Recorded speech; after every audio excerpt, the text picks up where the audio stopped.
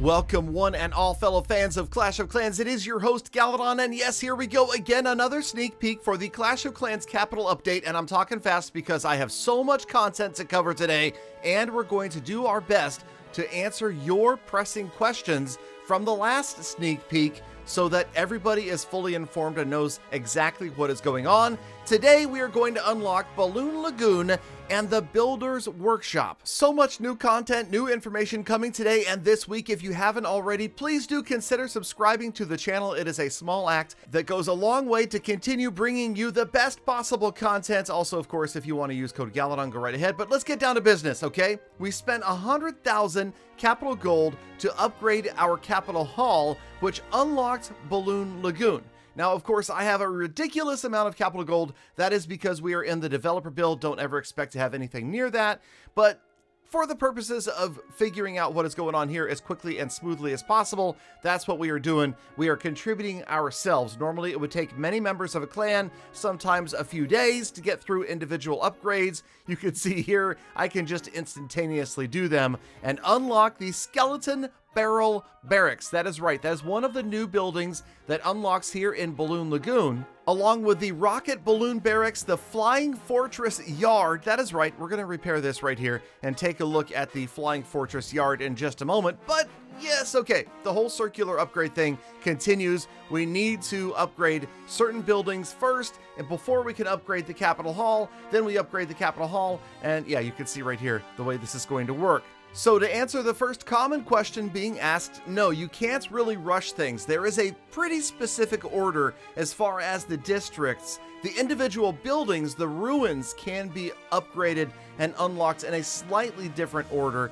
but there isn't a huge amount of variance, and no, you will not be able to rush and unlock the max level of one district while another one is severely rushed. And I think that's going to help matchmaking as far as when you're in a raid weekend, the opponents that you find, those clans should have a similar amount of upgrades done to their capital hall and districts, and that should make things relatively fair. Okay, so we're doing a few more upgrades here in the Balloon Lagoon, and in just a moment we'll go ahead and fast forward to a point, not where we're fully maxed, but at least we can take a look at all that each one of these districts has to offer, like the Flying Fortress. Get ready. Okay, get ready for the Flying Fortress. We're gonna see the Flying Fortress today, and I'll just give you a sneak peek to a sneak peek. It is 100 housing space.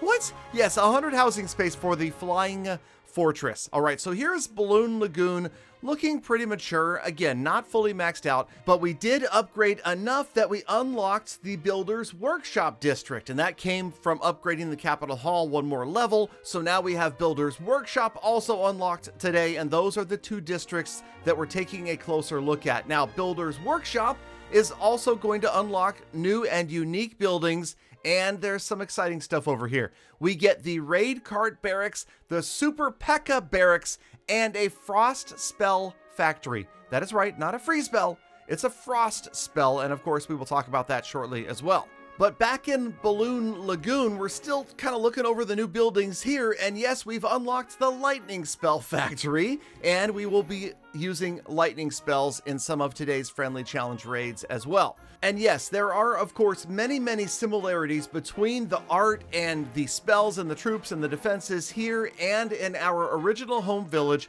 but they are different. And that has led to a lot of people making similar comments like, this feels like a Clash of Clans ripoff, and I don't know what to tell you on that one. It's the same Clash of Clans artists that have made this, and obviously, yes, because it's different, it doesn't look just like Clash of Clans. Maybe to some it looks like a Clash ripoff. I definitely get the same feeling from this artwork that I do in the home village, but obviously things need to look different, and I believe they have succeeded in that. We see stuff from the home village, the Builder Hall, and Clash Royale all over here in the Clan Capital update. And yes, also maybe some Boom Beach operation-like stuff in the fact that everybody works together to defeat a mega base. And, well, Everdale, the only similarity I see to Everdale is, again, the fact that everybody is contributing to specific tasks. Other than that, this is very different than Everdale because it's all about clashing. Okay, so let's go ahead and design ourselves a beautiful and completely original balloon lagoon. I love the water feature here. That is going to be very, very cool. And again, this is not going to be a base design tutorial by any means. I'm going to make some serious mistakes, and we'll see those in just a moment when we start the friendly challenging. You can see I've also kind of closed off only about half of the base from the deployable area. You can see that blinking white area is where the attackers are going to be able to start by deploying troops. And also we need to remember that we saw the other day in the first sneak peek, it looks like the frost spell does indeed freeze the water and allow troops to walk right across it. So, you know, maybe this isn't the best idea to not protect those sides from the lagoon. It's not a lake, it's a lagoon. Okay, so here we go. I'm going to leave all of the forest decorations off. We have an active village that can now defend, and at least what we can do here is get a look at how the physics of the defenses again and the troops work. We've got new troops that we didn't get to see, and yes, you can see that the list is growing quickly, right? Right now, I've got 10 different troops we can use, and of course, yes, we are going to put that big, giant 100 housing space ship to the test. And if you thought 100 housing space is ridiculous, get ready. There's going to be a troop that takes far more. And if you paid attention during Seth and Darian's developer update video, you would have noticed there is a troop that's going to take 160 housing space. Yes, you heard me, 160. Okay, let's go ahead and get through several friendly challenges here. We are going to play all of these at double speed so that we can, in the essence of time, get through an attack on both Balloon Lagoon and the Builder's Workshop. And in the meantime, I will use my spare time as we watch this giant ship just annihilate everything in its path to answer some questions. And first things first, the most common question is, of course, when does the update release? When does it drop? When is it coming out? Tell me, Galadon, I want to know right now. And obviously, I can't tell you. Supercell never, in the history of the game, maybe you're new to Clash, but they have never announced an update date. Even Supercell doesn't necessarily have control over when the update's going to drop because there are many other outside factors like the Play Stores and Google and Apple, and yeah, it gets complicated. We just know that sneak peeks have begun. If you went back and looked at the history of Clash of Clans updates, it would probably be a pretty good indicator as to when to expect the update, and I'm sure people in the comments will be guesstimating that one pretty accurately. All right, first friendly only got us about a third of the way there, so I have time to answer a few more questions. And here's a very common question asked in many different ways by a bunch of different viewers, and that has to do with the content, the way that it is being released on YouTube and on social media, and why everybody does the same videos. And the answer is pretty straightforward. Obviously, there are certain creators that have agreed with Supercell to reveal the content in a specific order, and there obviously is only so much content that we're allowed to talk about each day. If we were to talk about stuff that we're not permitted to talk about, then that would definitely be the end of any access to the developer build, advanced content, and possibly our own YouTube channels. So yeah, nobody wants to do that. We're all excited to play and reveal it alongside each other. And yes, although we all may be talking about the exact same content, each content creator has a different approach, a different style, and may touch on different points more or less thoroughly, and that's why I always encourage you to get out there and watch as many update sneak peek videos as possible, and why I am always extremely thankful that you guys decided to stop by my channel to check out the information and get my take on things. So you can see we're making pretty good progress here. We are over 2/3 of the way through destroying this village, and again, it's kind of trial and error. I will admit that although I'm getting pretty familiar with the content, I am far from being an expert at dealing with the attacking and defending side of this. As you obviously can see, there is a lot to learn. I've mostly kind of been focused on getting the basic information across to you guys. There's certainly going to be room for tons and tons of strategic content videos in the future to help you both build a better defensive district and conduct a better capital raid. Okay, here we go. Speaking of, yes, here we are at 90% damage on Balloon Lagoon and the 100 housing space flying fortress that targets defenses. As we notice, it flies right past that barracks. Yes, we got to drop in the minions in behind. It's going to go after this cannon, and we are, of course, taking advantage of ground targeting defenses not being able to touch us, but then again, there was this little thing I threw over here, so some skeleton barrels roll in.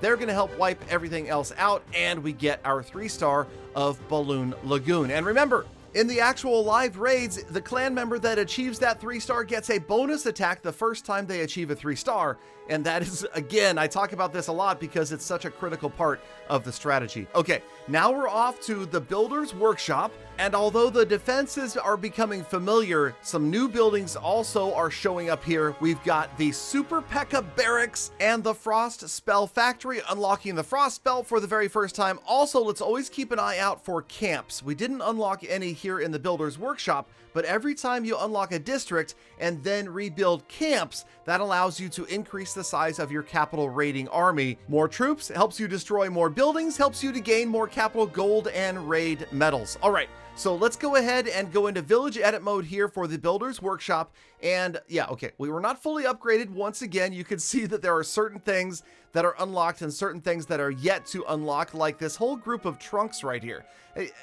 Trunks, okay, that's pretty useless, but it's a set of decorations, and somebody was a vandal over there in that slanted hut, I guess. Okay, yeah, we gotta upgrade to level 2 before we can do that, so let's go ahead and just redesign this base with what we've got unlocked so far here at a level 1 district hall. We've got plenty of time to go over fully maxed out offense and defense and everything unlocked. Right now, let's take a look at a fast forward design that is going to be amateurish at best. But once again, this is my first attempt at putting together a base here at Builder's Workshop. So, you know, hopefully maybe these double walls with defenses in between will hold off the attackers. But remember, your entire clan is going to come after these guys, and you're definitely going to get through a bunch of districts, hopefully face a couple of different clans. Again, it depends upon how active your clan members are, and also remember that every single clan member has the same level of troops, same level of spells, and the same number of troops.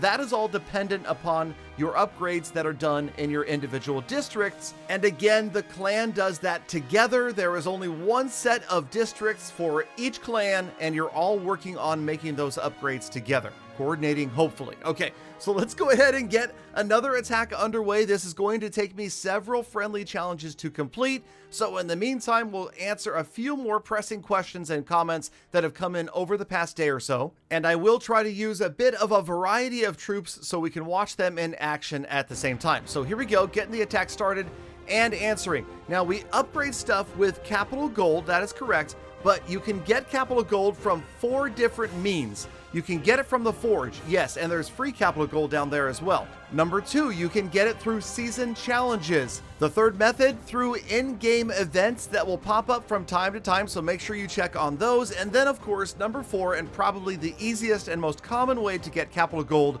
is through conducting your capital raids during the raid weekends. And that is also the only way you're going to get your dirty little mitts on those raid medals. And those are the raid medals that everybody wants in order to donate clan castle troops to yourself and purchase cool items from the trader every single week.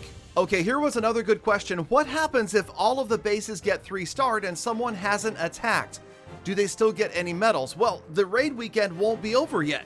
Okay, you got to get in there and attack to earn more medals and capital gold. But remember, if you've wiped out an opposing clan completely, if the raid weekend isn't over, you get to move on to another clan and continue to attack until every clan member has used all of their attacks. And yes, we're also going to address the elephant in the room. Several of you, including Tom, said that the forge seems suspiciously similar to the recircular idea that Galadon presented on YouTube way back in 2019. I think you're right. I really do. But you know what? I'm flattered, if anything. Okay, what other questions did we have? As you can see, we're working our way through this raid. Yes, I also did kind of call the Eagle Artillery. I think that was kind of common sense that eventually we would see a Giga Eagle somewhere in Clash of Clans. And then last but certainly not least, yes, of course, we're seeing a lot of negative comments, people who already hate the update, even after only one video. They've never played it, but they're sure that it's going to be terrible. And let's just say that is common, okay? I've been doing this for 9 years. We've seen this every single update. There are always going to be players that hate it. Some will hate it until they play it and then decide they love it. Others will hate it no matter what.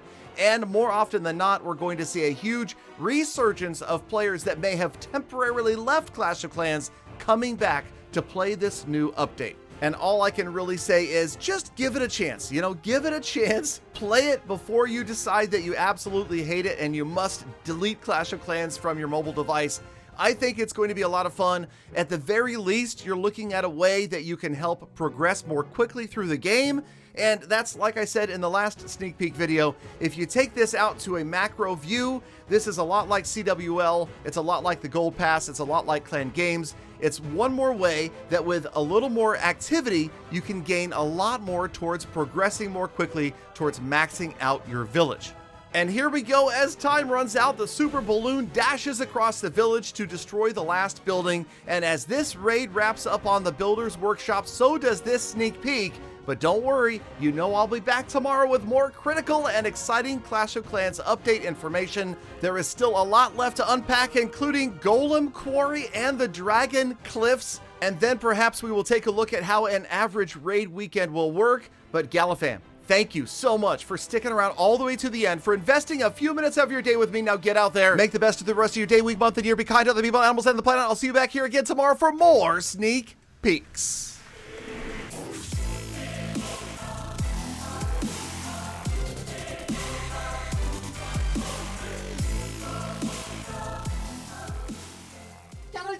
Galadon, how many sneak peeks? Galadon, when does the update drop? Galadon, can I have a free gold pass? Galadon, can I have some free gems? Galadon.